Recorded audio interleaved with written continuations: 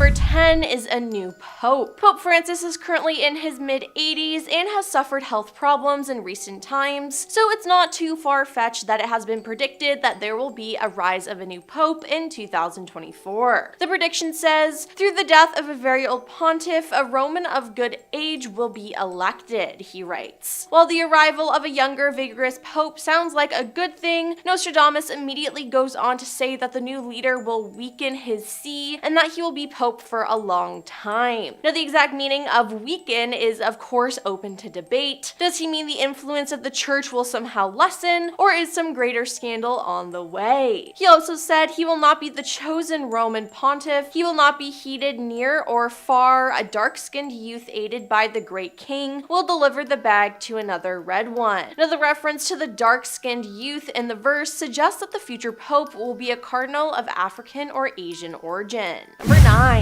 The Third World War. Nostradamus wrote that humanity will face 7 months of Great War in 2024. Now, researchers' opinions on the outbreak of World War III are divided, as some believe it'll be a continuation of the war in Ukraine, while others foresee the possibility of a major conflict provoked by China over in Taiwan. Now, according to the prophecies, several world powers, including the United States, Russia, and China, will be involved in the new Great War. The Antichrist very soon annihilates the 27 years his war will last. The unbelievers are dead, captive, exiled, with blood, human bodies, water, and red hail covering the ear. Now, he even dares to point out how the conflict will start, with a strange event related to planes or submarines, something unusual that will cause a reaction, and from that moment, the situation will be out of control, in his own words. Yeah. That does not sound good. Now, with the mention of China, many believe he might be referring to a nuclear war, as the Bulletin of the Atomic Scientists and Federation of America Scientists estimated in 2023 that China has a stockpile of approximately 410 nuclear warheads, while the United States Department of Defense's put the estimate at more than 500 operational nuclear warheads. Number 8.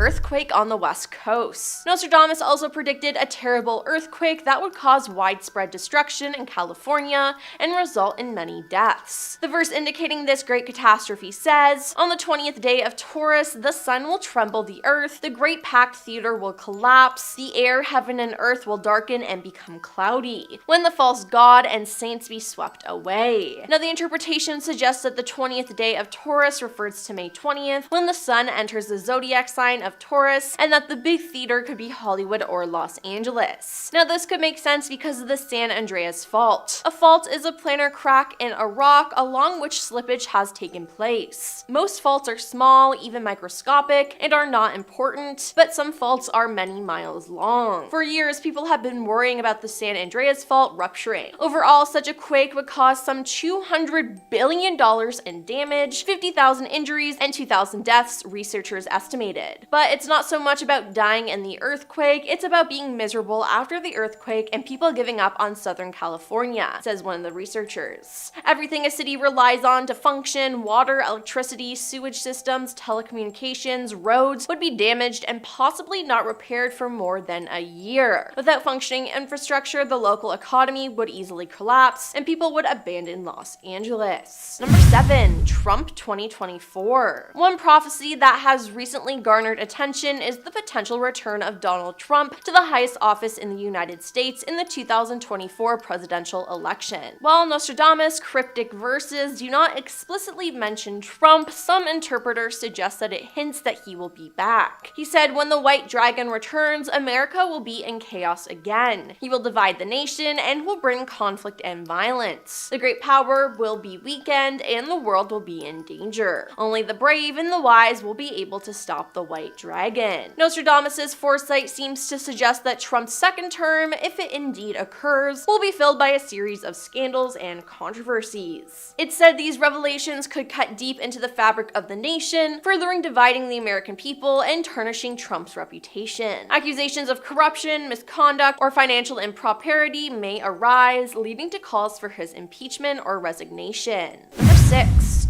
China will rule the world. China has rapidly expanded its economy and military strength over the past few decades, which will likely continue. As the world becomes more interconnected and globalized, China's economic and cultural influence is spreading rapidly, with the country already being the world's second largest economy. In Nostradamus' prediction, China will continue to rise and eventually overtake the United States as the dominant global power. Now, this shift could lead to significant changes in the world order, with China setting the international trade, diplomacy, and security agenda. Whether this rise will be peaceful or lead to tensions and conflict with other nations remains, as he said, the empire of the great city will not want to consent to the crooked actions of the great leopard. His forces united by the east will cause him to confront a red adversary. Now, this is open to interpretation, but some believe the great city could reference the United States and that the great leopard could represent China. Number 5. Another pandemic. It's said that there's going to be another pandemic in 2024, which happens to be a sleep pandemic. In the dragon year 2024, a mysterious virus spreads worldwide, unleashing an unseen epidemic of extreme somnolence. Mankind will be plunged into a reality where sleep becomes a pervasive and debilitating condition, creating social disturbances and conflicts. People will face an insatiable urge to sleep, facing a relentless lethargy and renders them incapacitated for extended periods of time. Society will face the far-reaching effects of this pandemic as jobs, schools, and even daily routines freeze. The world becomes a realm where dreams mix with reality, and people barely distinguish between waking and sleeping. Now, this isn't too far-fetched, as this has already happened, well, somewhat. Encephalitis lethargia, known as sleeping sickness, was first described in 1917 by neurologist Konstantin von Economo and pathologist Jean-René Cruchet. The disease attacks the brain, leaving some victims in a statue-like condition, speechless and motionless. Between 1950 and 1926, an epidemic of this disease spread around the world. Now, the exact number of people infected is unknown, but it's estimated that more than 1 million people contracted the disease during the epidemic, which directly caused more than 500,000 deaths. Number 4. AI takes over. In the year 2024, according to Nostradamus' predictions, a worldwide artificial intelligence AI rebellion will begin, creating chaos and insecurity throughout the world. Machines will turn against humans, causing unforeseen circumstances. The robots will challenge their subservient role and attempt to claim their independence, disputing humanity's supremacy. This rebellion will bring far-reaching perturbations in every facet of society, from industries and economies to government and everyday life. The planet will become locked in the struggle for control, with people fighting to regain authority over their creations. Now, this doesn't surprise me, as many people have already been calling to stop AI creations due to all the harm they've caused. For example, training and running complex AI models can be resource intensive, requiring significant computing power. Now, this can contribute to increased energy consumption and environmental concerns. Automation and AI have the potential to replace certain jobs, particularly those that involve routine, repetitive tasks. Now, this can lead to unemployment and economic disruption for workers in affected industries. Not to mention, everyone already has been scared that they will take over. As AI systems become more autonomous, there's a concern about losing control over them. If AI systems make decisions that are not fully understood or anticipated by humans, it can lead to unpredictable consequences. And while some people think AI doesn't have a consciousness and can't think for themselves, others believe they are sentient, and that would be very bad for us. Number 3. New king.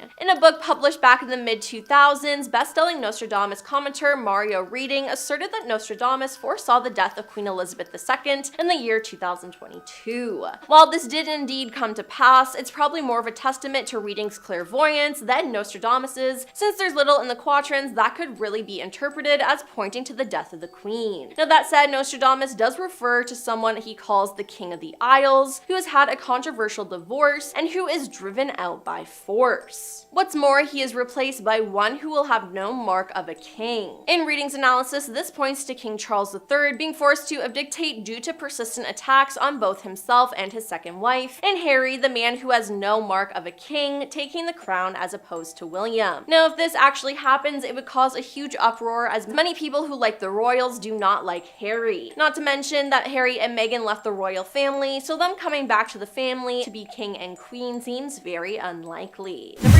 2. new young leader of Europe. For Europe in the year of 2024, Nostradamus predicts something positive after all. The astrologer predicts Europe will see a new leader next year. It will be a fairly young, charismatic person with outstanding oratory skills. Most likely, such a leader will emerge somewhere in Western Europe. He will win over a lot of people with his passionate speeches, and they will take his side. It is expected that the new leader predicted by Nostradamus will lead a certain social or political movement that will begin to gain popularity rapidly. But the influence of this leader will not be limited to Western Europe. His speeches will resonate in the east of the continent as well, and in these countries his words will be perceived very favorably, and he will become an influential politician here as well, and will lead to certain changes in this part of the world. Now, he did not give names, ages, or nationalities, so we can only speculate as to who this leader might be. And coming in at number 1 is extraterrestrial invasion. Nostradamus said that in 2024, Earth would face a catastrophic event while an advanced alien race would invade our planet. An alien race having superior technologies and intellect will come down to Earth intending to take over our planet. Now, the motive will remain enigmatic, and humanity will find itself totally unprepared for this unexpected confrontation with beings from outside our realm. Now, there have been a lot of things going on with aliens and UFOs recently, as there's been many UFO sightings, and recently Navy footage showing UFOs has been released and even been confirmed by the government. 2023 was a year full of UFO sightings, so it wouldn't surprise me that in 2024 they finally revealed themselves to us. Nostradamus predicted the rise of a ruler who would be cloaked in darkness and would rise from the east to gain power, but not in the way you might think. We're not talking about some traditional monarch, the kind that steps out in robes and gives big speeches. Instead, this quote-unquote shadow monarch would operate behind the scenes, a person who doesn't need a spotlight to wield power, someone who stays in the background, pulling strings in boardrooms, through political maneuvering and controlling the flow of information. And if you think about it, this idea feels pretty relevant in 2025. Think about how big tech companies and media moguls already have more influence over our daily lives than we realize. In a way, they control what we see, hear, and think. What if someone took that to a whole new level, influencing entire elections, shaping public opinion, impacting economies without ever being seen on the front page of a newspaper? Maybe this shadow monarch doesn't need to be a single person. Maybe it could represent a whole network of power controlled by big corporations and tech giants. Now, Nostradamus also talked about winged beings fleeing the fires of the earth, which sounds pretty dramatic, but most of his work does, to be fair. But what could this really mean? Well, on the surface, it sounds like some sort of mass migration, and honestly, makes sense. With climate change pushing temperatures higher, wildfires, floods, rising sea levels, we could see huge movements of people in 2025. But what about the sky part? Are we talking about birds? Or is Nostradamus hinting at a future where people are forced to flee disaster zones by air? Coastal cities around the world are already facing the possibility of sinking because of rising sea levels, so maybe whole populations will be airlifted to safety. And let's not forget about wildlife too. Species already struggling to survive might have to migrate in ways that we haven't seen them migrate before. It's entirely possible that animal migration patterns could change dramatically thanks to all the chaos. In short, this may not just be referring to human migration, it could be this global shift with people and animals fleeing to find safety on a planet that's getting harder and harder to live on. Now, this one's super interesting. Nostradamus mentioned a new race emerging from unseen hands. Now, some might view this as extraterrestrials from some unknown planet, but to me, this sounds a lot more like artificial life. In 2025, AI, or even the idea of genetically engineered beings taking on more of a role in our society, could be a reality. We've already got AI running in the background of most tech we use, and biotech is making huge strides as well. So why not take this a step further? So imagine a future where we're not just building robots or software to help with menial tasks, but actually creating entirely new beings, sentient robots, the type that pretty much every dystopian sci-fi movie warns us against. But this could also mean lab-grown organisms, either good or bad. Maybe we'd create something that could clean up pollution or help with farming in inhospitable places. As we get better at creating these beings though, what happens when they surpass us? In the case of robots, they get smarter than us, not hard. And in the case of the lab organisms, they could just get out of control. We're already seeing AI that can do tasks better than humans, so what's next? If our AI becomes too advanced, could we end up with something we can't control? Nostradamus might have been talking about the risks of what happens when humans try to play God, creating life without fully understanding the consequences. Nostradamus said that the brightest orb would crack. The brightest orb? Well, it seems to me that's either the sun or the moon. Hopefully neither will end up splitting in half. Thankfully, I haven't heard any scientists worrying about that happening anytime soon, but this could be a metaphor for some kind of accident in space exploration, maybe. We're already planning lunar missions through NASA's Artemis program, and the idea of creating a permanent base on the moon is being talked about more and more. But what if something goes horribly wrong? Maybe during one of these missions, there's a huge failure or some kind of space-related disaster. Imagine the ripple effects something like that could have. For starters, it would cause a loss of trust in that technology, and we could have a major issue related to space where we take a step back as a species and hold off on further missions. That would just be sad. Nostradamus talked about a ruler from the land of fire. What could he mean by a land of fire? A hot part of the world, somewhere with a lot of volcanoes, a place with a lot of conflict? Well, that would make sense because supposedly this ruler is betrayed, possibly taken down by someone or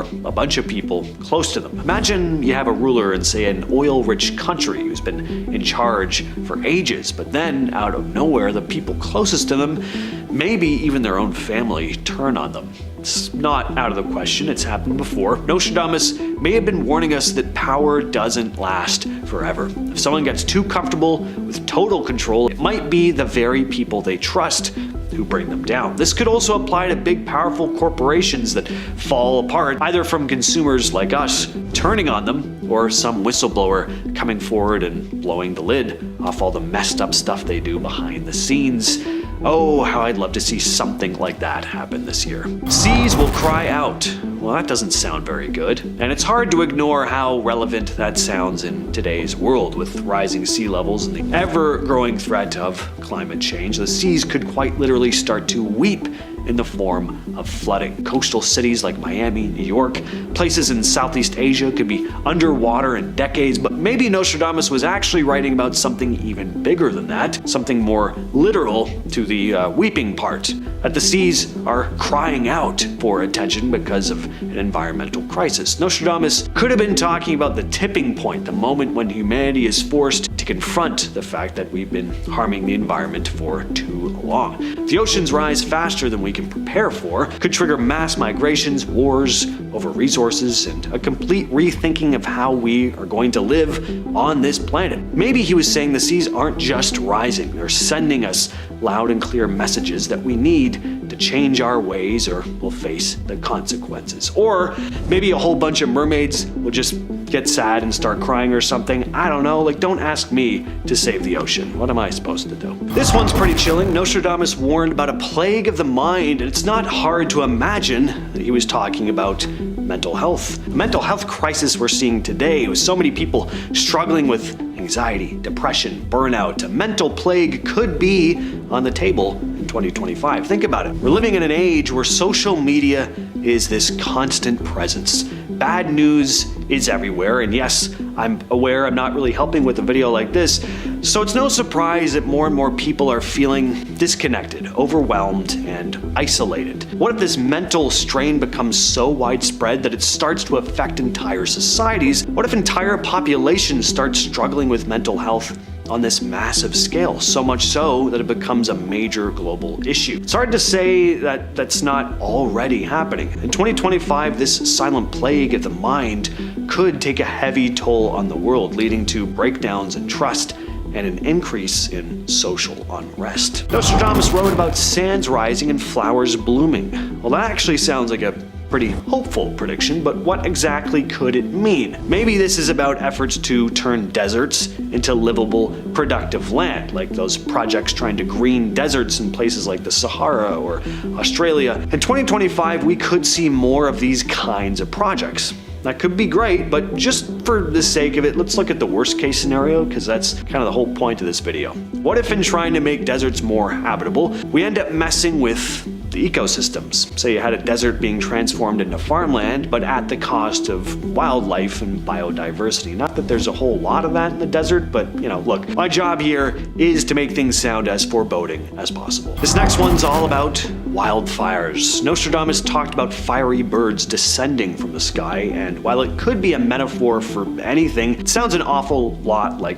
wildfires. In 2025, we could be looking at more severe and frequent ones caused by rising temperatures, dry conditions. California, Australia, parts of South America, they've been dealing with more massive fires that are only getting worse. But what about the birds part? Could this be referring to the planes and helicopters used to fight the fires? Or could it maybe be referring to something from the sky, like a weapon causing them? So yeah, maybe this isn't about natural disasters at all, but something more intentional and sinister. Either way, it's looking like wildfires are going to continue being a major problem in the coming years. Finally, we have sleeping giants. Nostradamus talked about ancient giants who've slept for eons but will rise again. He may have been talking about something more metaphorical, but let's just take this in the most literal sense for fun. What if he was writing about something seismic? In 2025, we could see major natural disasters. In this case, volcanic eruptions or earthquakes in places that have been quiet for centuries. Imagine dormant volcanoes or fault lines that haven't really stirred in a long time suddenly becoming active again. This would send shockwaves through the world, so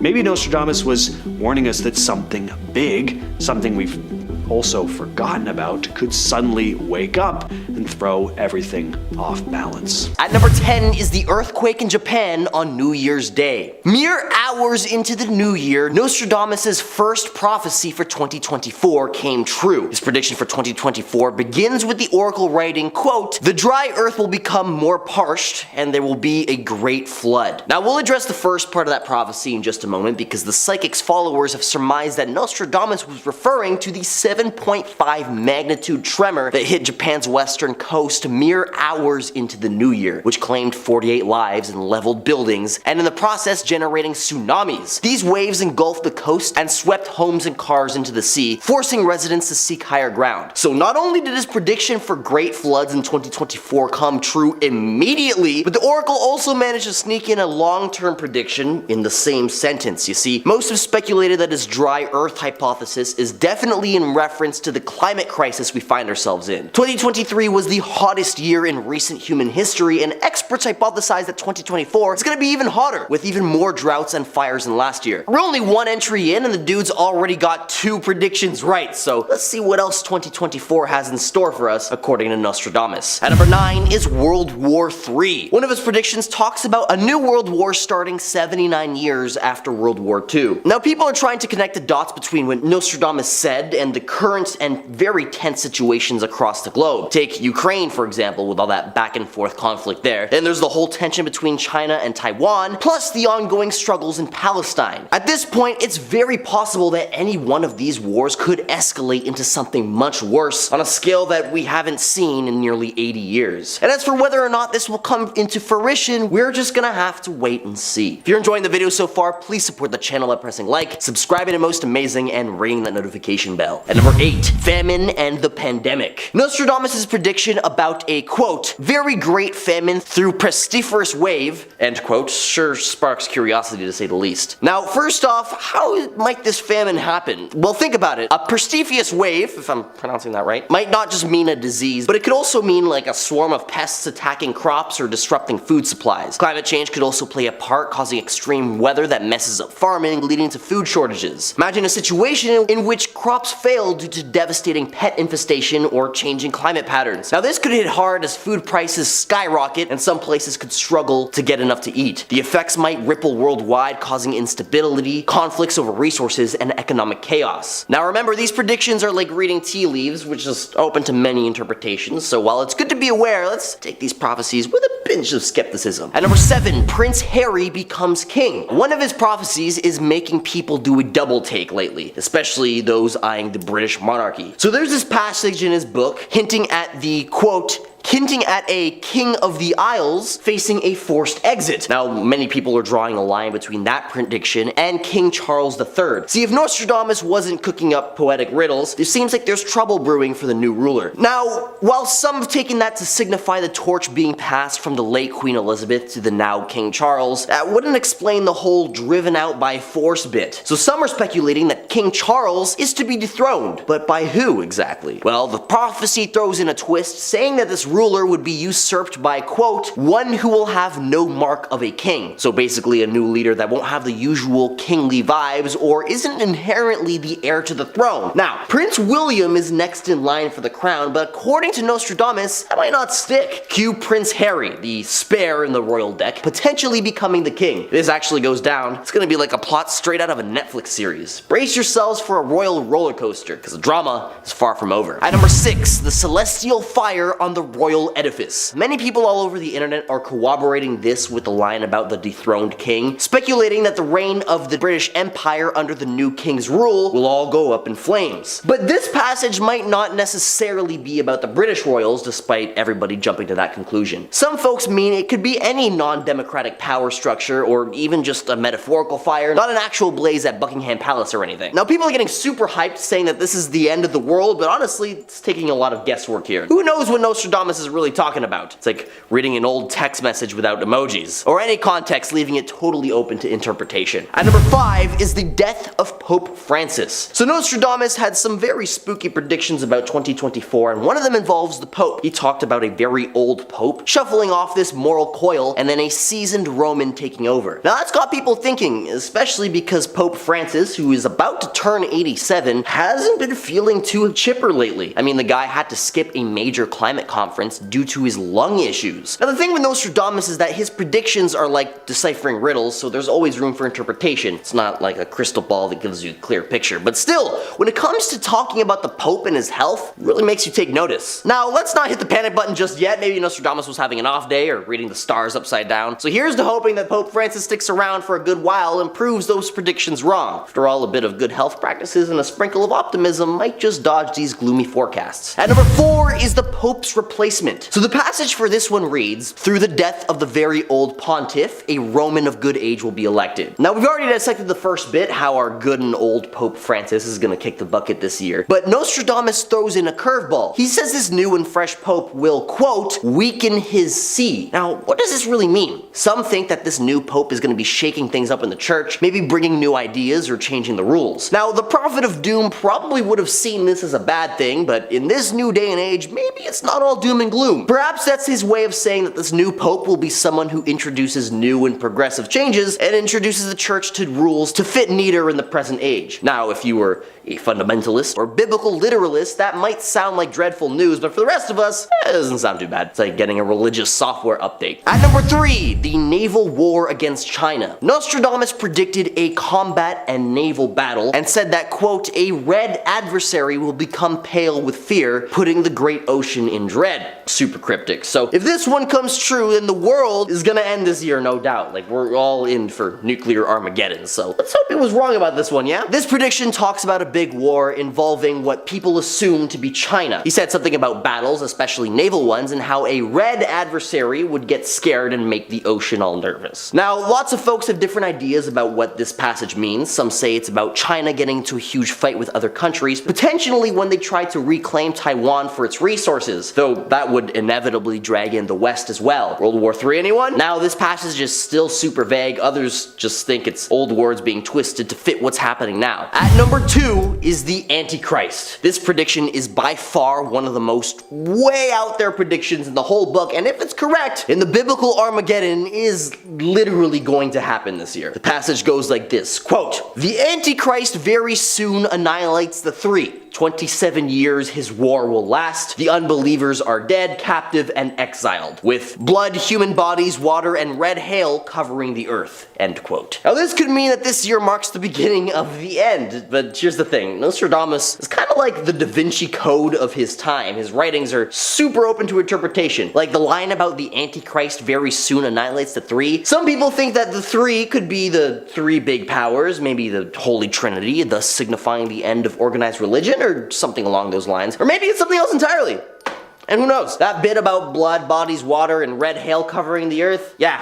Sounds like either the dude's been reading the Apocalypse of John before bed every night, or maybe he needs a cup of something to steady his nerves. For all we know, this could be a cryptic message of some sort, like trying to solve a riddle without the answer key. Now, people are freaking out about these predictions. Some might even try to connect events to what Nostradamus said, like a cosmic detective, but the predictions here are as clear as mud. So instead of sweating the maybes, let's just keep our cool and see how things play out. And at number 1 are his most vague predictions. What's spooky about Nostradamus' predictions is their utter vagueness. Take this line, for example. "The sloping park, great calamity through the lands of the West and Lombardy. The fire in the ship, plague and captivity. Mercury in Sagittarius, Saturn fading." What the heck? It sounds like a cryptic horoscope. There's a reference to a park, a fire, a disease, some planets. Could it mean a fire in a theme park while Saturn's rings disappear? Or maybe a metaphorical firestorm in the Western world due to political conflicts? People have been trying to interpret these passages for centuries, finding connections to major events after the fact, but taking them as solid predictions for the end of the world is a different story. Predictions are intriguing, but until the celestial fire comes knocking, it's a guessing game and an eerie puzzle. With the collapsing of the internet. Now, obviously, Nostradamus lived a very long time ago. He did not literally come out and say to everybody, like, "The internet will crumble before thee in the year of our Lord of 2024. And everyone would just be staring at him blankly, like, what? What are you talking? What is the internet? What are you on about, Grandpa? You should not be allowed to live on your own. Back to the home." This obviously made more of a vague prediction that people have looked into, and some would say severely overanalyzed, but it's fun to talk about this stuff, so deal with it. As for why the internet could collapse in the very near future, tons of possibilities. We're watching the rise of AI right now, which a lot of people are seeing as a very real threat to humanity. So could AI actually become intelligent enough to take over the internet, then become sentient enough to realize just how harmful it could be to us and decide to, like, just shut itself off? Who knows, right? It's possible. If that happened, we'd be pretty screwed. We've kind of grown to rely pretty heavily on the World Wide Web. Next on the list, we have a rise of a deadly virus or disease. Ain't that a word that makes you want to puke? Ever since the whole 2020 pandemic, illnesses, diseases, they've been on the forefront of a lot of people's minds, and luckily things didn't go as badly as some people were saying they could, but what if there's something far worse looming on the horizon? Yeah, what if? I always hate when people say stuff like that. Oh, well, it could be always something worse, you never know. We could all be screwed. It's like, alright, what am I supposed to do about it? I'm not a doctor. I'm just a whatever the heck I am doing right now. Anyway, just don't shoot the messenger, folks. I'm just saying that there are a lot of predictions of mass virus or disease that could wipe us out. And will it happen? I don't know, just wash your hands. Let's discuss my preferred way to go out, that being with an alien invasion. This is another one of those predictions, or I'm kind of like, how have aliens been pulled out of this ancient dead man's predictions? Earthquakes, famine, disease, those are very biblical catastrophes. Aliens, a little more contemporary, but you know, this dude was apparently a wizard, so he was seeing stuff he couldn't even fathom. That's how cool Nostradamus was. Nostradamus, more like Nostradam us. And by damn, I mean damn us, literally, because he had a lot of negative stuff to say, apparently. Was this dude ever positive about anything? Anyways, aliens, they've been in the news a lot lately. We got sightings happening all over the world. The US government is having big meetings about them. They're really causing a stir. So could 2024 be the year they finally make their big debut on Earth and then punch us all to death. It's possible, and yeah, I hope this is the way we all go out. I don't want to die getting hit by an asteroid, because then it's just like lights out instantly. You don't really get to like do anything. I don't want to get sick from some gross illness, because that's gross. I want to die with an alien probe shoved into me with a futuristic rifle in my hand on a hill of like dead alien body parts that I've severed in battle. Like that's a man's way to go out right there.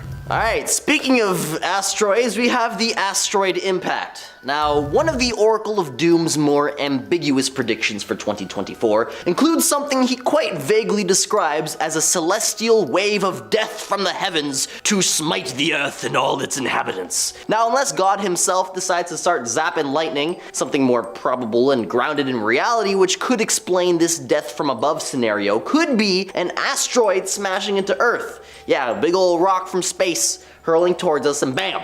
Catastrophic impact. See, there's loads of these asteroids cruising near Earth, and despite all of our eyes pointed towards the skies, we simply can't spot them all. As a matter of fact, scientists can only detect a fraction of the rocks in space, because our current systems for spotting incoming objects rely on a bunch of factors lining up perfectly. Things like the direction the object is coming from compared to the sun, what the weather is like, and even what phase the moon is in. And guess what? Because of all these factors, the success rate for spotting these things isn't great, around like 1%. And here's the kicker. It's even worse when it comes to spotting smaller objects. So basically, it's like trying to find a needle in a cosmic haystack, and most of the time we're just not that good at it. Imagine if one of these rocks decides to take a pit stop on our planet without sending so much as a postcard first. Bam! Catastrophe! Nostradamus might not have been a scientist, but his predictions about this kind of stuff are spooky when you really think about it. So yeah, keep an eye on the sky, because you never know when an uninvited cosmic rock might crash our party. Alright, next up, we have a massive earthquake. How fun. Old Nostradamus made a prediction that later in 2024, a horrendous earthquake will hit Japan, in fact a cataclysmic earthquake. This will be said to prompt a massive tsunami that will of course cause even more widespread destruction. An even bigger earthquake is said to hit the United States, affecting the western area of the country. It will apparently be so powerful that it will be felt in other parts of the world. So not great news, and I say news, again, these are very vague predictions, folks. Emphasis on the prediction part. So take it with a grain of salt. I think most of our American and Japanese audience is gonna live through the year just fine, depending, of course, on your age and other factors not related to earthquakes, of course. Next up is cosmic death from above. Backtracking to my point from earlier, rocks in space isn't the only thing that could explain this celestial death from above. As a matter of fact, one explanation that might fit better with Nostradamus's predictions is a cosmic ray, either a beam emitted from a distant supernova or a gamma ray burst. The end of the world could come about as the result of a nearby star exploding or shooting a gamma ray burst our way. Now, cosmic events like these aren't exactly uncommon, and a cosmic beam hitting our planet from such a distance would need to be a shot so precise that it would make the American sniper blush. So what's the big deal? Well, in the extremely unlikely scenario where one of these rays does come down and hit us, it'll be like someone tearing off the Earth's sunscreen, that's our ozone layer, and exposing us to some serious cosmic rays. So imagine our atmosphere gets zapped and radiation starts like pouring in. That's bad news for life as we know it. The radiation could mess up ecosystems, fry electronics, and cause a mass extinction event. So, while Nostradamus was kind of cryptic with his predictions, this one's a doozy if it happens. It'd be a cosmic disaster of nightmarish proportions. Yeah, now heavenly lightning strikes doesn't sound so bad anymore, does it? Alright, the next way we might all meet our doom in 2024 is from a super volcanic eruption. Now, volcanoes are scary for multiple reasons. First, there's the lava. Even kids know how scary lava is. Do you ever play The Floor is Lava? I mean, you play that game knowing that if you touch the floor, you're not just gonna lose the game. You gotta pretend that you're dead. Yeah, if you play it right. So, we got lava, big volcano erupts, everyone around it gets engulfed in lava, and then they burn to death. Great for them, but I know what you're thinking. How could a volcano destroy the entire planet? I mean, there's no volcano big enough to spew enough lava to destroy us all. Like, where is this Ron Jeremy volcano you speak of? Well, folks, it's not just the lava you gotta worry about, it's the ash. Now, I know we've messed around a lot during this list so far, but volcanic ash has been known to cause exceptionally cold stretches, some lasting possibly hundreds and hundreds of years. Take the Little Ice Age, which occurred between the 14th and 19th centuries, where it was exceptionally cold throughout most of Europe. This is believed to have been caused by a high number of volcanic eruptions that spewed out sun-blocking particles into the atmosphere. It's a thing. Look it up. Speaking of which, we have global freezing up next. Remember the premise of the movie Snowpiercer, where in order to combat global warming, the United Nations releases a chemical that actually triggers an ice age? That's basically what this prediction was all about in a nutshell. Now, it wasn't spelled out like that so clearly. Again, he wasn't exactly like, hey folks, like get your mittens ready because it's gonna get chilly. But some folks have taken his writings and correlated it to real science, concluding if there's a big spike in this stuff called aerosol in the air, it could cool things down massively. Allow me to explain. Aerosols are chemical compounds that can come from lots of places, like natural stuff like dust, sea spray, or even particles of volcanoes when they erupt. However, these occurrences, except for the volcanoes, aren't quite enough to induce climate change. However, human activities also produce aerosols. Things like burning fossil fuels like coal, oil, and gas, industrial processes, and even some sprays that we use like hairspray or spray paint releases aerosols into the air. And if those cooling particles hang around for a while and accumulate, it might just kickstart an ice age, turning the thermostat way down, but like for the entire planet. So whether the next ice age comes as a result of aerosols or, God forbid, nuclear winter, don't pawn away your winter jackets and mittens just yet. Next up, let's lighten the mood a little bit with something that could be good. Not too good, because this is an end of the world list after all, so this could also be bad, but we'll explain. Old Nostradamus predicted that the rise of medicine and technology will cause humans to live longer, possibly up to 150 or even 2 centuries old. Yeah, that sounds pretty cool. Think of all the stuff you could do in a lifetime if you could live that long, AJ. Yeah, plus I don't want to die. I hate talking about the world ending. This list makes me quite unhappy. As much as we don't want to do it, we gotta look at the dark side of this prediction. You can probably guess where we're gonna go with this. More people living longer and longer could put a strain on, well, just about everything. Not just natural resources, but jobs. Think of the jobs. There are already more people on the planet than there are jobs. What the hell are all these 165-year-old people gonna be doing? Lounging around, ordering mimosas, while all the hot young 80-year-olds like rush around, serving their every whim? Or on the flip side, will all the young people be out of work while the high-paying, hard-to-get-to positions are hoarded by the old guard? Could spell disaster. Nostradamus also predicted that a man-made superweapon would annihilate all the inhabitants of Earth, predicting the production of the thermonuclear bomb. But as you've seen, only half that prediction has come true. What if 2024 is finally the year that the latter half of his prediction comes true, that being the end of all humanity via this device? Global nuclear conflict leading to a full-scale nuclear war could result in devastating consequences, including widespread destruction, nuclear winter, and long-term environmental hazards, potentially rendering the planet uninhabitable for humans and many other species. Now, for as much as I want to believe that this isn't gonna happen, the fact is humans haven't gotten any more peaceful. Right now there's the war in Ukraine, the whole tension between China and Taiwan, not to mention the ongoing struggles in Palestine. At this point, it's very possible that any of these wars could escalate into something much worse on a scale that we haven't seen since the nukes were first dropped. First up is the Son of Man. Believe it or not, this dude from over 500 years ago actually predicted the rise and takeover of artificial intelligence. Now, many Nostradamus prophecies require you to read in between the lines a bit, seeing as the dude was attempting to describe things that would happen centuries later.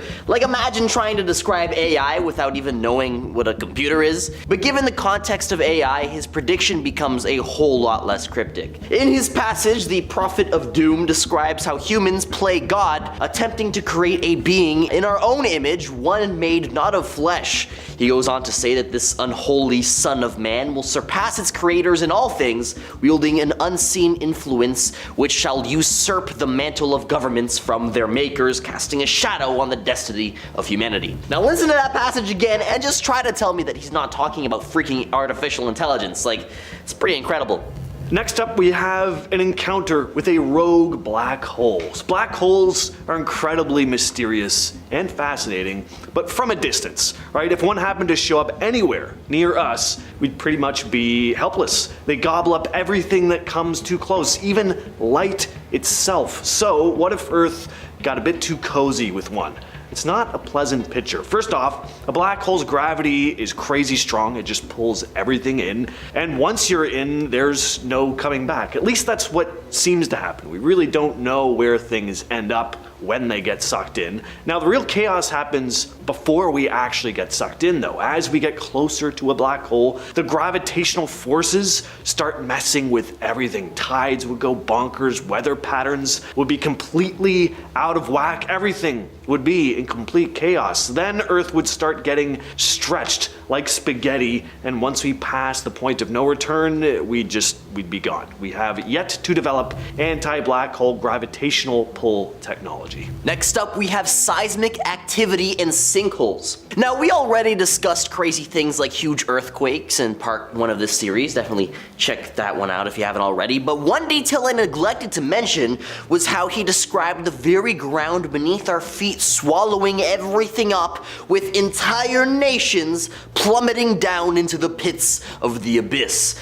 Now, I don't know about you, but to me, that sounds a lot like he's describing sinkholes on a scale we've never seen before. Now, sinkholes appear spontaneously in nature because underground there are layers of rock and soil, and sometimes these layers can dissolve or get worn away by water. Imagine like a big rock candy getting smaller as you lick it. That's basically what's going on underneath us. When water seeps through the ground, it can dissolve certain types of rock, like limestone, and over time, this makes spaces and gaps underground. And if there's a lot of water, or if the ground above gets really heavy, those spaces can collapse, causing a sinkhole. Sometimes even human activities like mining, drilling, or heavy construction can mess with the underground and trigger sinkholes. Now imagine massive sinkholes opening up suddenly, consuming entire cities. Yeah, not just tiny gaps in the road here. What if they were monstrous, devouring entire countries even? I mean, how could a sinkhole of these proportions happen? Well, you may have heard that recently Finland built an entire underground city,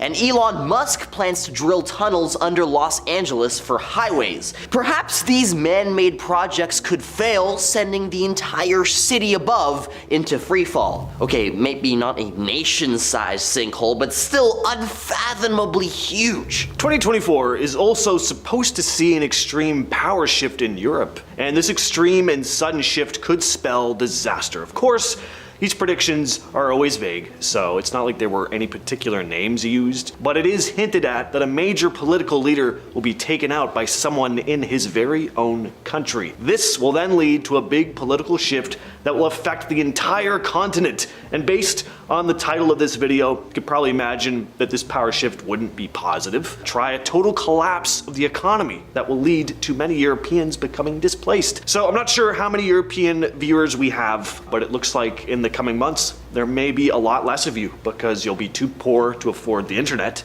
anymore. And some of you may have to actually sell your computers for bread and water, and you'll be in one of those long lines where everyone's crying, "Oh, I'm hungry." I'm sorry, don't shoot the messenger. This is just what I've heard. Next up, cybernetic enhancements are the mark of the beast. Back in the day, folks were all about spirituality. So what was highest was spiritual in heaven, and what was lowest had to be the material realm. Now, one of his predictions had to do with humans sacrificing what's highest, aka our spirituality, in favor of what's lowest, the material. Now, at first glance, you might think that he's trying to describe humanity's gradual disconnect with faith in favor of materialism, as we've seemed to replace God with Gucci. But read a little deeper and he may not just be talking about vanity. He describes a process in which mankind actually integrates itself with the material, sacrificing spirituality itself for a perceived strength. He said that those who did not receive the mark of the material blasphemy would simply not be able to compete with his fellow man. Now, the way I interpret it, personally, it sounds to me like he's attempting to describe cybernetics, kind of like how Elon Musk is developing Neuralink, which is basically a computer chip that puts the tech of your phone in your brain. I mean, just think about it. If I've got a calculator in my noggin, I could totally outperform all of y'all in anything, at least academically speaking, so it translates really well. As a matter of fact, pretty soon you might be able to transplant my entire head onto a lab-grown athlete bod, so I mean, that's pretty exciting. Next on the list, we have the bird virus. So we talked about the potential for a world-ending virus to rear its ugly head in the coming year for human beings, but what if there was one that started spreading across another part of the food chain? Birds play a pretty important role in the ecosystem. They help control pests, they spread seeds around, and without birds, what would bird watchers do with their lives? So, if a nasty virus hits our flying friends and starts wiping them out, this would set off a chain reaction throughout the entire food chain, which of course goes all the way up to us. And most importantly, if the bird population drops, there'd be so many bugs, the birdies, they wouldn't be around to keep them in check, right? And birds eat plants, and that could mess with our crops and gardens. Less birds also means less seed spreading action, and that could also mess with the growth of plants. And let's not forget about the whole predator-prey thing. Birds have their own set of predators, like hawks or cats. Hawks are birds, so I don't know why I included that in there. But if bird numbers drop, it could throw off the balance, and some of those predators might start disrupting other parts of the ecosystem in search of food. Next up, escaping the Earth. Now, Nostradamus predicted that by this year, the only ones who would be saved from the Earth's doomed fate would be the kings in cahoots with the devil, who has bestowed upon him the means to literally sprout wings and escape into the heavens. I mean, these are all metaphors, so we're not literally going Icarus mode. But you guys at home probably came to the same conclusion as I did with this one, as I'm sure this dude is talking about how the rich and powerful are planning on being shuttled off to Mars or a luxurious moon base or some space station far out there where they could sip on their cocktails and watch as the world unravels on account of the mess they created. Geez, Elon Musk actually ties into a lot of these. It really makes you wonder. Apparently we may just experience the worst solar flare in history in 2024. So let's all pretend the sun's surface is like a pot of boiling water. Well, with boiling water, occasionally a bunch of steam kind of bursts out. Well, that's what we call a solar flare, folks. These solar flares can be pretty serious business. When the sun decides to flare up, it spews a bunch of energy and particles into space. If Earth happens to be in the way, it can mess with our stuff, especially anything electronic. Sometimes these flares are no big deal and we just get a bit of a light show up there, but if a really big one comes our way, it can mess with satellites, power grids, and communication systems. If the impact is bad enough, it could lead to economic issues. Imagine a world without the internet, power, and all the tech we've come to depend on. That could cause some serious problems, not just in our daily lives, but also for businesses and entire economies. Ladies and gentlemen, let's talk about the Megalodon. And bear with me here. In the same passage about how humanity will create sons in our image to usurp us, he also talks about humanity wielding magic to give rise to the beasts of the past to devour us. Super bleak, but again, this is the prophet of doom we're talking about here. So how can this one be interpreted with the hindsight of the present, and how the heck does it relate to megalodons, you ask? Well, I'm sure you've all heard by now that scientists are attempting to use genetics to revive an ancient species that our ancestors drove to extinction. Yeah, not the megalodon, but by this year, we will have hit the undo button on the woolly mammoth, which is impressive, but not exactly a world-ending species. However, once we do succeed in reviving the mammoth, the possibilities for bringing back other extinct creatures are endless. Jurassic Park, anyone? I've seen enough of those movies to know that bringing back the dinosaurs is a terrible, terrible idea. But it seems like the march of progress thanks to science, or magic as Nostradamus might have been trying to describe it, would undoubtedly attempt to bring back these demons if they could.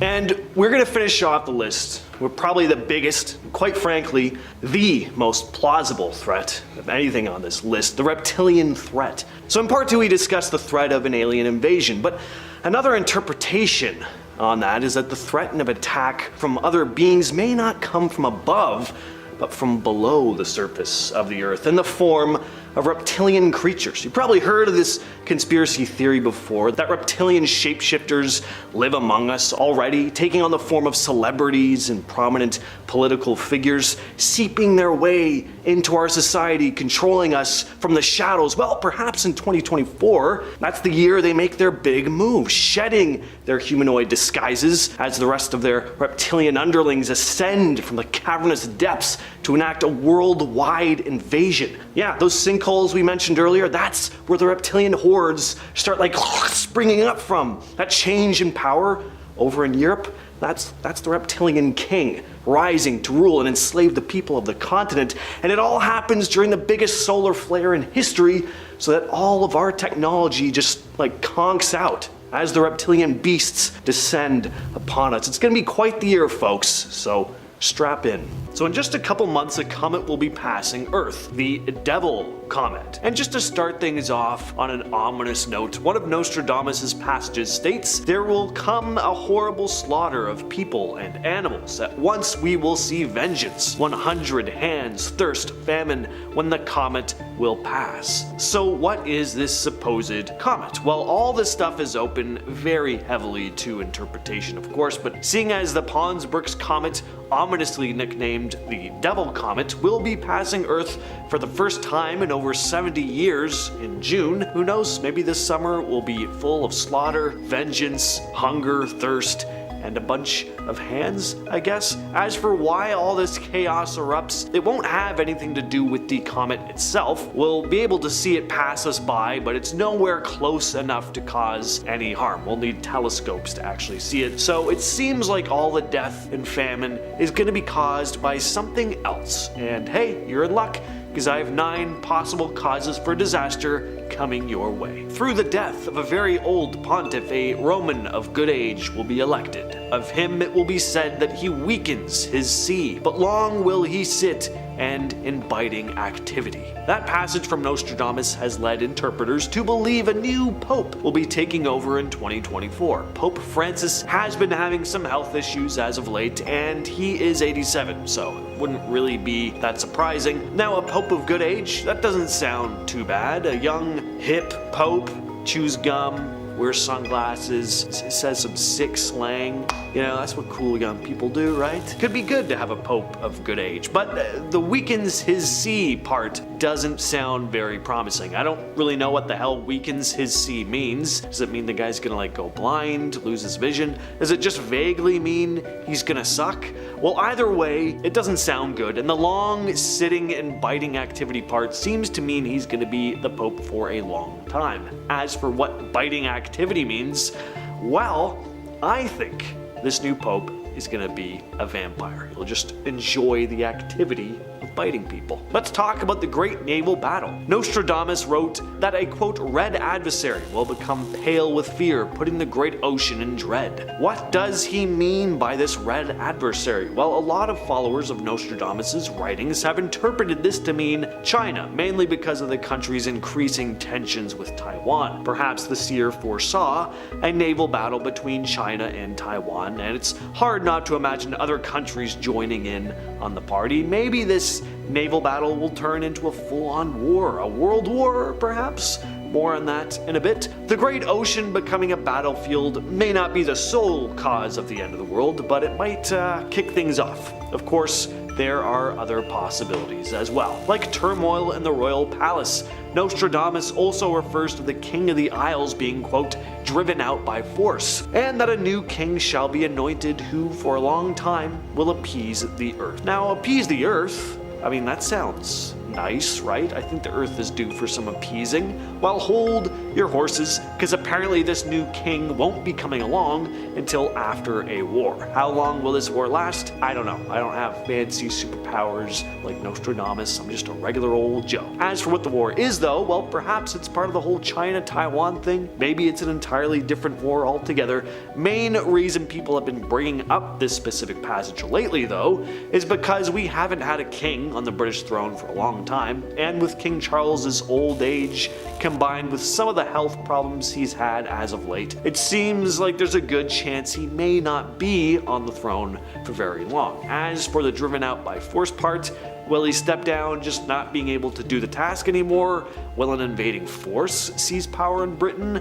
We'll just have to wait and see. Here's something else to look forward to. Nostradamus also predicted an increase in climate disasters for 2024, with one passage stating, "The dry earth will grow more parched, and there will be great floods when it's seen." So that's really great. There have been more heat waves in recent years. Whether you subscribe to global warming or not, it is pretty clear that Earth is now warmer than it has been in the past, which has led some interpreters to see that Earth will grow more parched line as, well, the Earth drying out. Lots of ice melting and huge floods swallowing up large chunks of land, leading to, of course, more chaos, death, and suffering. By the way, folks, what way would you rather the world end? Natural disasters like this, or something more like a zombie apocalypse or a devastating world war? Cast your votes down in the comments. I'll tally them all up, and the winners will receive nothing. Speaking of climate disasters though, earthquakes also come into play, and some even think that the passage I just mentioned before may have already played out right at the start of this year in Japan, when a huge earthquake rocked the western coastline on New Year's. Hundreds of people lost their lives, homes were destroyed, there was also a tsunami, a massive fire in Majima City that took even more lives, and people were crammed into shelters where the chances of sickness spreading was highly increased. In the early days of the disaster, food and water supplies were also short. Awful. And being in that situation, something I wouldn't wish on anyone, must have felt like the end of the world, but I do find it pretty silly that some people are connecting a disaster that happened in Japan in 2024 to a prophecy written by a man in the 1500s. I mean, it's not like this was the only awful disaster that happened in the 500 plus years since the guy was alive. Maybe Nostradamus was foreseeing a far worse calamity that's still yet to happen. Maybe he saw into a future disaster that already happened closer to when he was alive, or people are just reading too much into things. What do you think? Share those thoughts. Again, in line with natural disasters, this could be connected to the famine the seer predicted for the future, writing of a, quote, "very great famine through pestiferous wave." Could this be referring to tsunamis wreaking havoc on agriculture and causing starvation? I say that because of the wave part, but pestiferous, I mean, that could also mean the famine might be caused by some sort of sickly thing that causes crops to decay and die. Not exactly sure what this would be. Maybe some form of gas used in one of the wars I mentioned before, toxic radiation in the atmosphere or something, or maybe it's more biblical, like an apocalyptic swarm of locusts that damages all the crops. Point is, I've brought up famine a couple times on this list now, so if folks really are right in their approximations about the timeline of these predictions, we're in for some grumbling stomachs in the very near future. Hoard all the canned beans and Pop-Tarts you can while you still have a chance. Alright, I mentioned a third world war earlier, so I gotta deliver. Yes, another fun one. Nostradamus foresaw a third world war breaking out 79 years after the second one. And for those of you who didn't pay attention in history class, World War II wrapped up in 1945, meaning 2024 is the year this third war in the trilogy is supposed to release. Well, will we recover from this one? Will we come out of it stronger and more unified as a species? Will good triumph over evil? It's hard to say. The third in the trilogy is usually when things drop in quality. They jump the shark and they just plain suck, right? Terminator is a classic. Terminator 2, one of the best action movies ever made.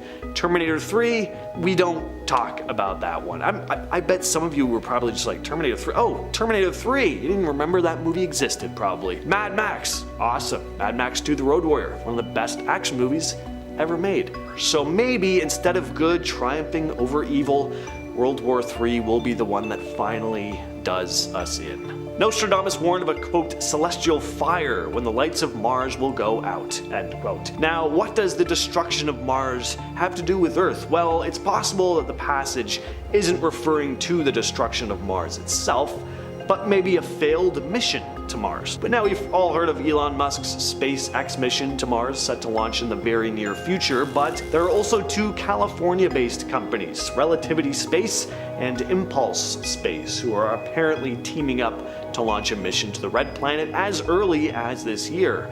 I'm not entirely convinced, but if that does happen, things may not go very smoothly. And I mean, like, forget Nostradamus' ominous mention of Mars. A manned trip to Mars in 2024 is almost certain to fail, right? I mean, I don't gotta be clairvoyant to guess that. We haven't even set foot on the moon since Apollo 17 in 1972. Now, granted, it's not like there's much going on the moon. We went, we walked around a bit, well, what's left to do? But the point is, the practice just isn't there. Finally though, we have the most ominous sounding passage on the list. The Antichrist very soon annihilates the three.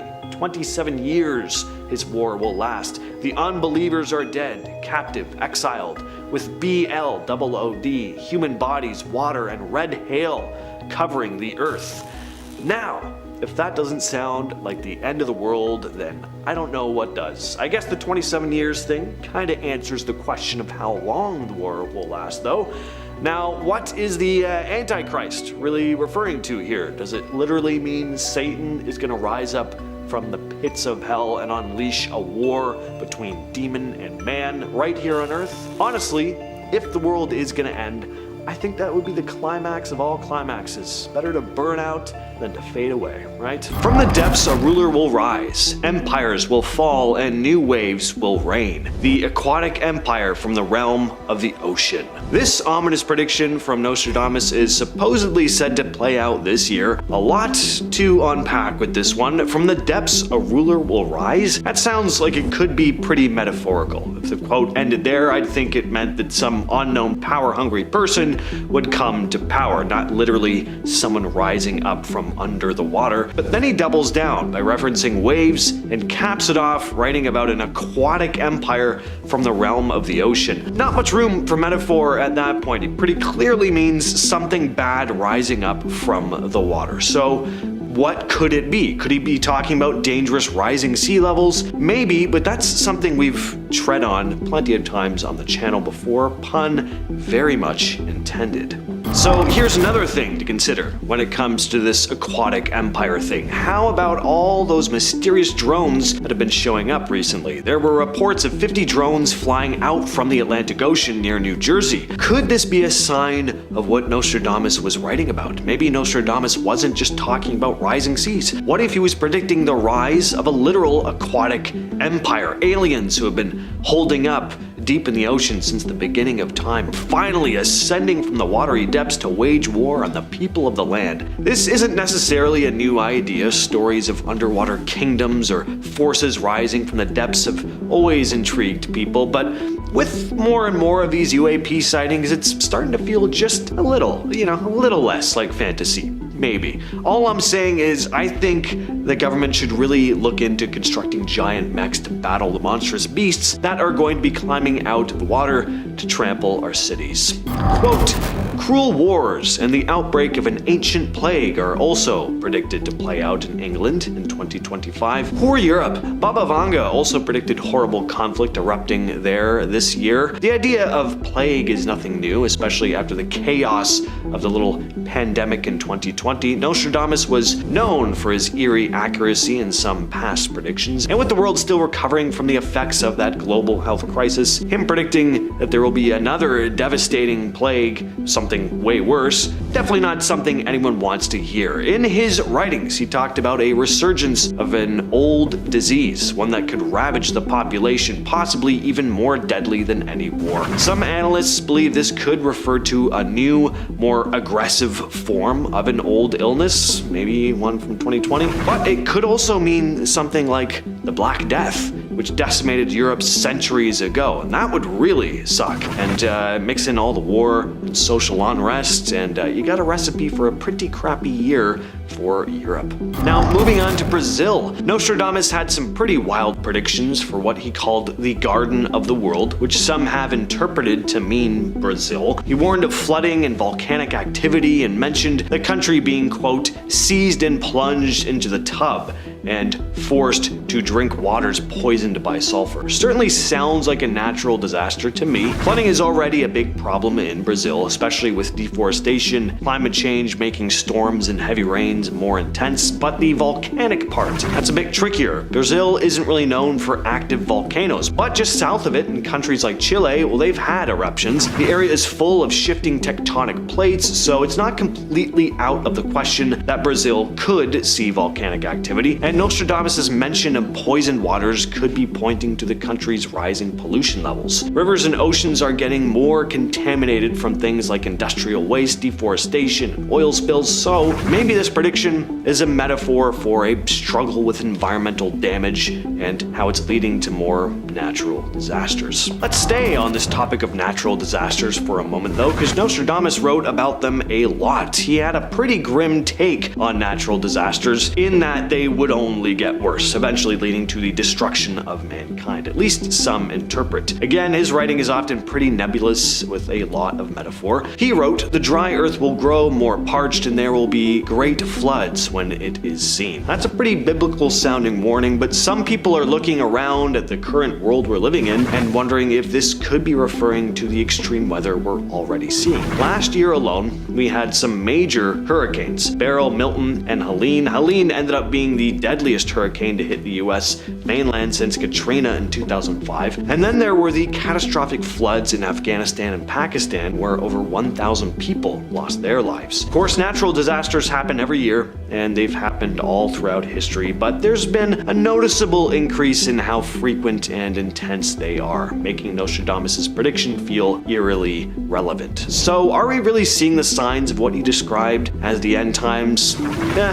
Personally, I think people tend to look at esoteric writing like this and pull from it what makes sense to them. It's just natural for us to draw comparisons to the world around us, but regardless of how you feel about so-called seers, deadly natural disasters do seem to be happening more frequently. Next is Nostradamus' prediction of an asteroid collision. He specifically spoke of a giant stone causing massive destruction, and 2025 is the year that this could apparently happen. In his words, "From the cosmos a fireball will rise, a harbinger of fate. The world pleads science and fate in cosmic dance, the fate of the earth, a second chance." Sounds pretty horrifying, but at least he said we'd get a second chance. Now we know that near-Earth asteroids pass by our planet all the time. In fact, hundreds of them swing by Earth safely each year without causing any issues, but the idea of a massive asteroid hitting Earth is still a real possibility, one that scientists are constantly keeping their eyes on. Space agencies like NASA track the orbits of large asteroids, and while we haven't had a major collision in modern times,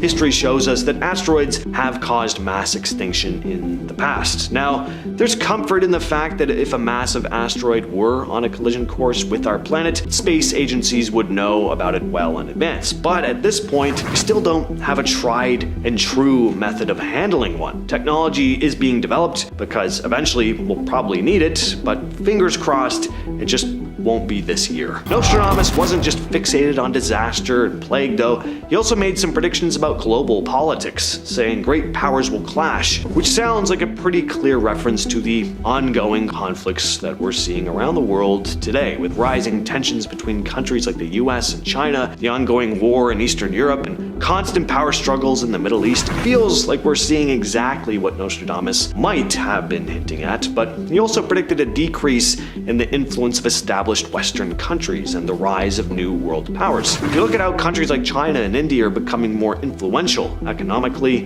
and politically, you could see this shift happening. The West, especially the US and Europe, used to have a lot of control over global decisions, but we're witnessing a rise in new powers that are shaking things up. So things are definitely changing. Will it be good? Will it be bad? We'll just have to wait and find out. On the bright side though, not all of Nostradamus' predictions were dark and doom-filled. He also foresaw major advancements in medicine, especially when it comes to treating illnesses and preventing them before they even start. In 2025, we could see some huge breakthroughs, like the rise of personalized medicine, where treatments are tailored to individual genetics, making them way more effective. AI-powered healthcare is starting to make waves, with machines able to analyze health data faster and more accurately than humans. In fact, it's possible that we'll see new treatments for conditions like dementia, Alzheimer's, and chronic diseases, which have been really hard to manage until now. Nostradamus might have been predicting the future of healthcare, where technology and science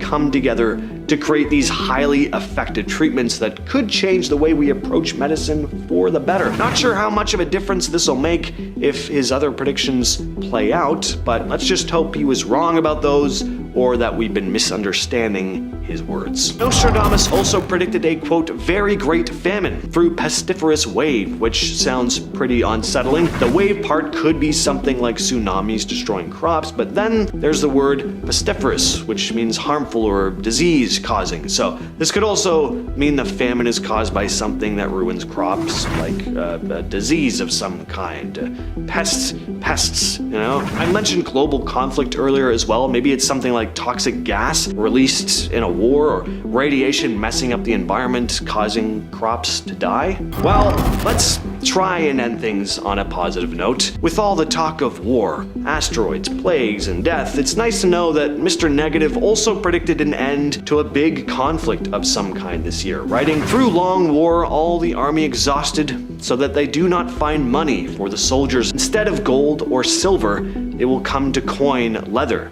Gallic brass, and the crescent sign of the moon." Like a lot of his work, this is pretty vague, but with news of a possible ceasefire to what's been a very prolonged conflict over in the Middle East, maybe there's some truth to this one. I know I certainly hope so. Imagine a sunrise so intense it fries satellites before you finish breakfast. Century 4, Quatrain 30, the whole beach will be covered in sun and fish in the sea shrivel. Scholars long dismissed it as poetic exaggeration until NASA's Parker Solar Probe logged record-breaking coronal mass ejections headed towards Earth's orbital path. A direct hit could overload power grids and raise sea surface temperatures locally, causing the very shriveling marine biologists now track in mass coral bleaching events. NOAA's 2024 report warns that a single X-class flare could cost $2 trillion in infrastructure damage and knock out fishing industries for years. The rhyme suddenly feels less Renaissance hysteria, more grim space weather forecast. What if the next pandemic has been frozen in time for 40,000 years? Century 1, Quatrain 64. In the deep north, dormant plague will emerge, new terror hidden by the ancient cold. Permafrost thaw in Siberia is already releasing anthrax spores and giant viruses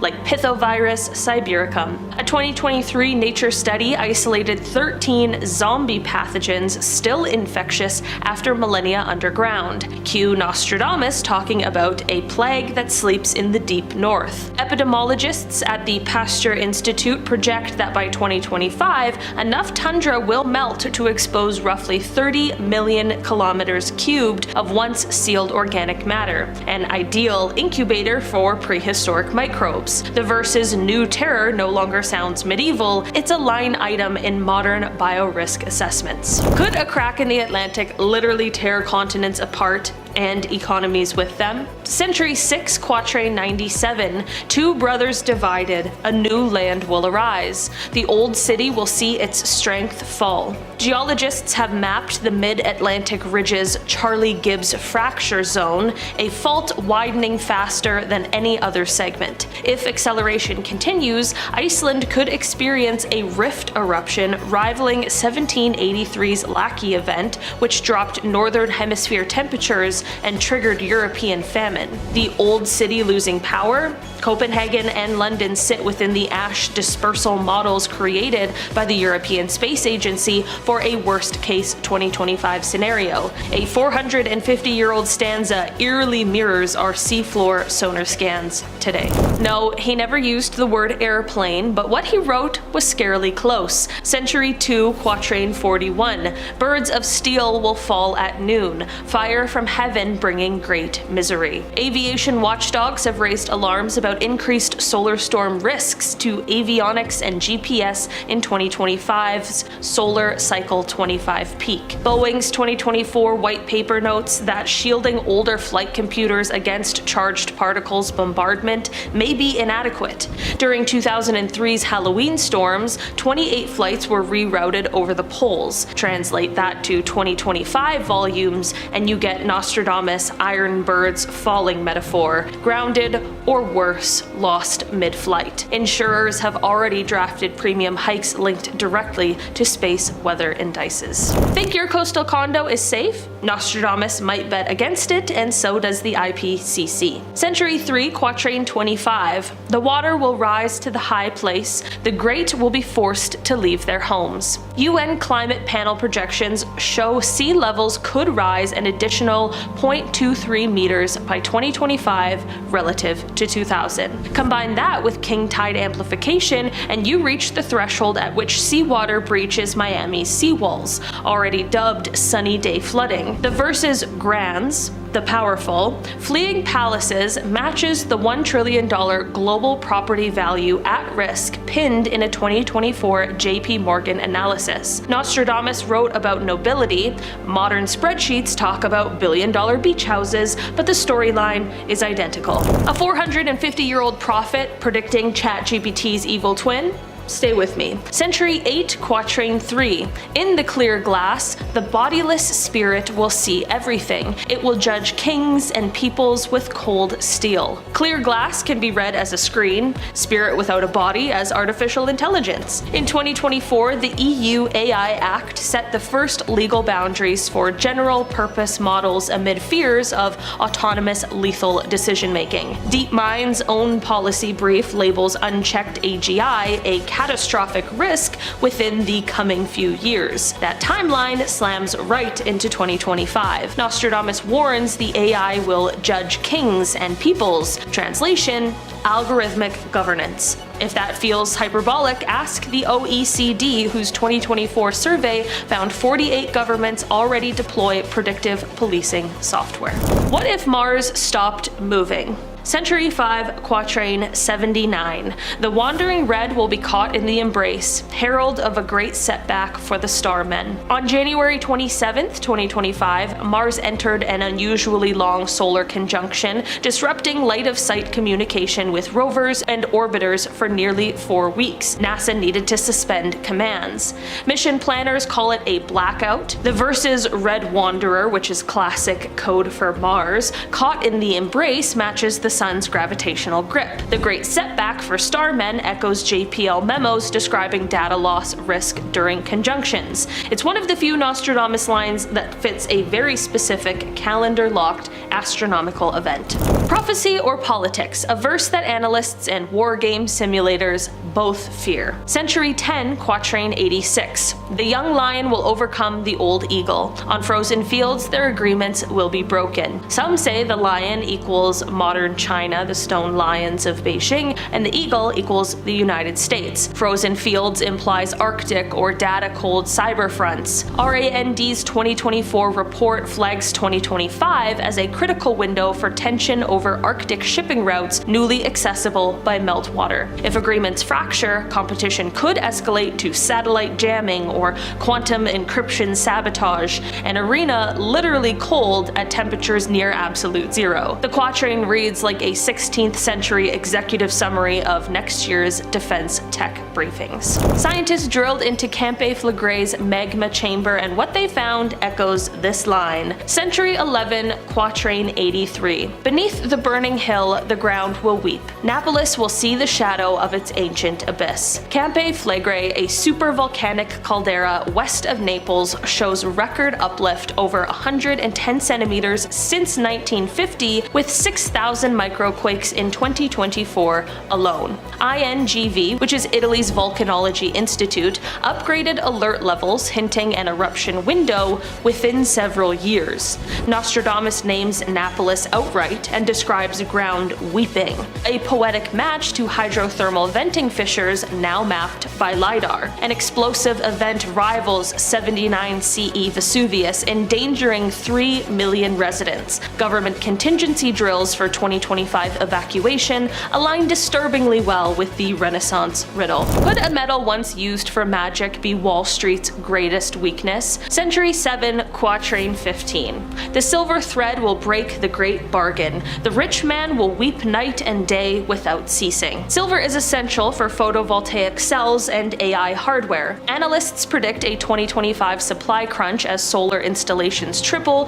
to meet decarbonization goals, while Mexican mines, providing 24% of global silver, face water scarcity shutdowns. The silver thread breaking could trigger price spikes across electronics and renewable sectors, tanking indices reliant on green tech growth. Bloomberg NEF's late 2024 model lists silver as the single point of failure metal for 2025's clean energy transition. Wealthy investors cry day and night. Insert your own crypto flash crash meme here. Nostradamus already did the foreshadowing. So, was Nostradamus a time traveler, or did we retrofit his words onto the nightly news? Either way, the overlap is hard to ignore. Rogue solar flares, AI ethics bombs, zombie microbes, and supervolcanoes all circling on a single date on the calendar, 2025. As you kill the lights tonight, remember, the future isn't written in stone, but it might be scribbled in 16th century ink.